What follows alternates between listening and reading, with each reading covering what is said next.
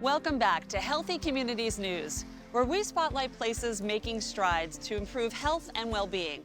I'm Hilary Russo.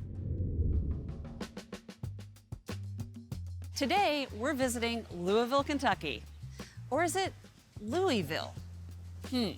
Louisville, not Louisville. It's Louisville. You got to get that full. I say Louisville, but when I talk about my home, I say West Louisville. Yeah, it's Louisville. Has somebody else told you something different today? The debate over how to pronounce the city's name shows just how fiercely protective Louisville residents are of their hometown. Like many cities of its size, in Louisville, Kentucky, the shadow of segregation and the city's past reluctance to invest in a historically black community left many residents distrustful of government. That has changed in recent years as a group of longtime residents are driving efforts to help revitalize their neighborhood in partnership with the Louisville Metro government. Like one of its favorite sons, Muhammad Ali, Louisville is fighting back. Longtime residents are leading that fight with grassroots efforts like the West Louisville Outdoor Recreation Initiative.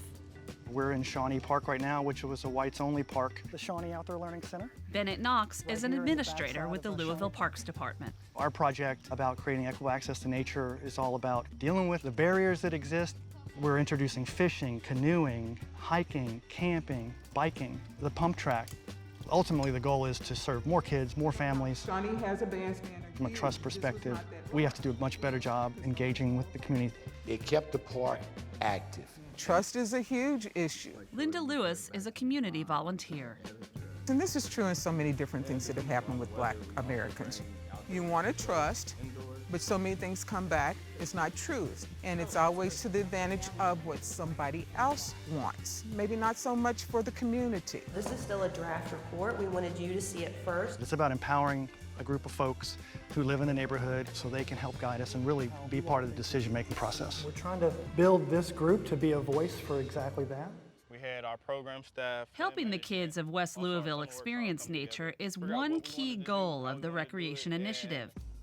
Since many families don't have easy access to parks or forests, they bring nature to the children with a project called ECHO, engaging children in the outdoors.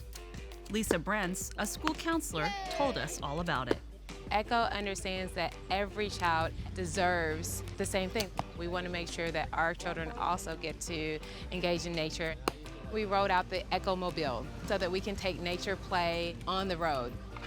There's a lot of learning components that the kids don't even see that they're getting because they're getting it in such a wonderful way. You can do like that, I bet you can. Try it.